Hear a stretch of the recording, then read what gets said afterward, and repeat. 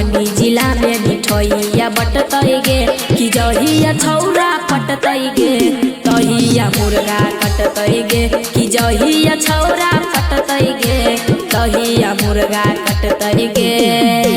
Party मनैबै beer के बोतलाबा टूटतै गे party मनैबै beer के बोतलाबा टूटतै गे कि जहिया छौरा पटतै गे तहिया मुर्गा कटतै गे कि जहिया छौरा पटतै गे तहिया मुर्गा कटतै गे।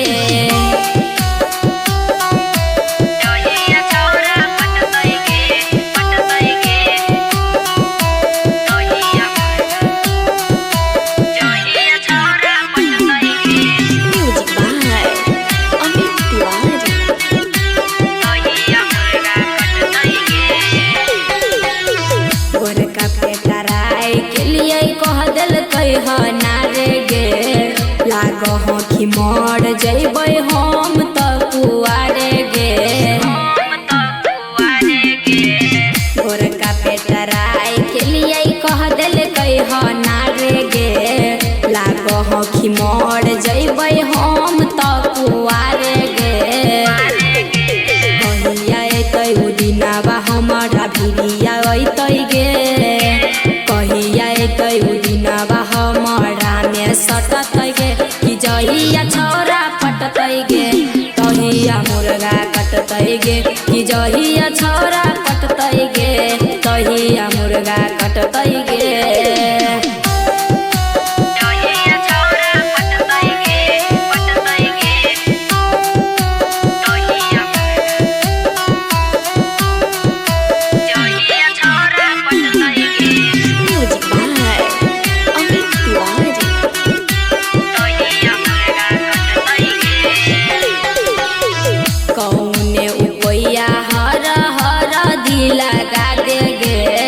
छौरा सवरका से बियाह करा दे गे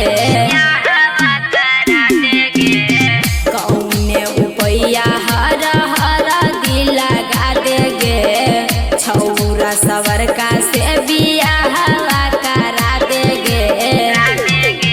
बाबू सोना कहतै दिलवा में खिलावा उठतै गे दुआरा पे जे बुढ़िया रानी के गाना बजतै गे कि जहिया छौरा पटतै गे तहिया मुर्गा कटतै गे कि जहिया छौरा पटतै